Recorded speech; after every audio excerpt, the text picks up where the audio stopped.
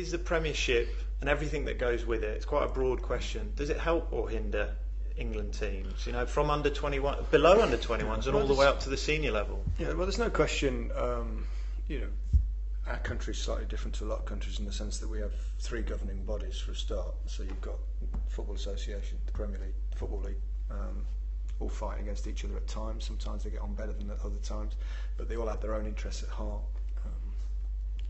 And sometimes, that you can't say that the Premier League is not unbelievably successful. It's a phenomenon. It's hugely popular right around the world. It's a brilliant product. It's exciting. We've got big crowds, but there are weaknesses within that, and one of those is that the national team can suffer. We play a lot of games. There's, especially over the holiday period, fans love that. So it's working things out.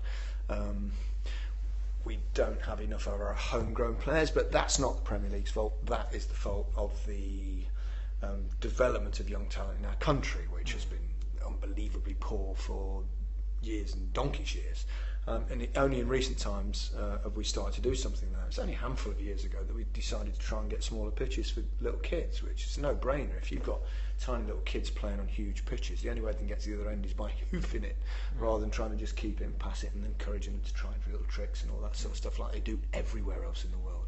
So we've only just changed that. So we're playing catch-up, but we are, the academies now are teaching kids properly. We're starting to see good young players coming through. We're still not quite there, but at least I think we're not that far from being competitive again. So you can't necessarily blame the Premier League because we've got loads of foreigners in it.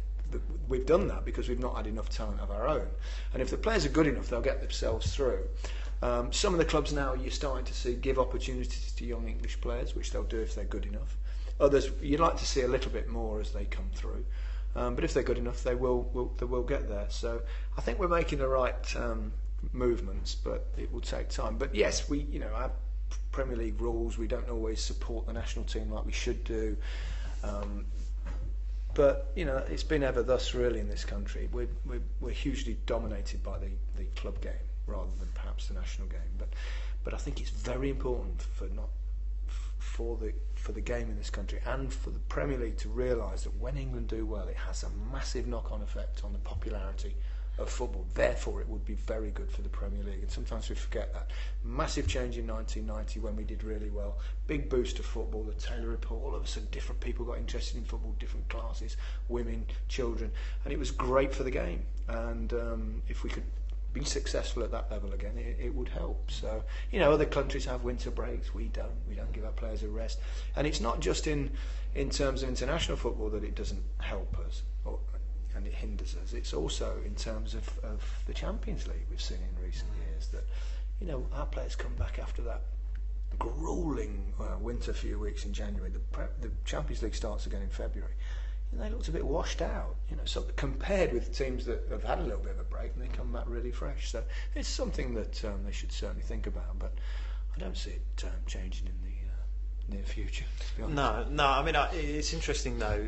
I didn't actually think of it more. The foreign players is obviously a very talked about issue, but I think of it more as some of the players you mentioned who are not at that under 21s are prized assets of some Premiership clubs, and just how that power struggle works between them being encouraged, released to play. It's a strange one because it doesn't seem to happen with other countries. Exactly. Except that the international game is hugely important for the development of their own players, for the development of the game and the popularity of the game in their various countries. Why we have to be different on that, I don't really know. But it seems the managers, obviously they only care about themselves, but and it's really because we have these two separate bodies. They don't all have the same interests at heart. Therefore, the disagreements and the pullouts are almost inevitable. Yeah, I think of one player, Jesse Lingard, who played so well in the under-21s. How much will he play Premiership first team football this season?